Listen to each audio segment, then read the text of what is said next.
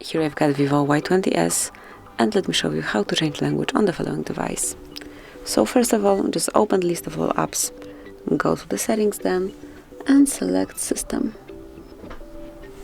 Now click on Languages and Input, and here you will notice languages on the top of the list.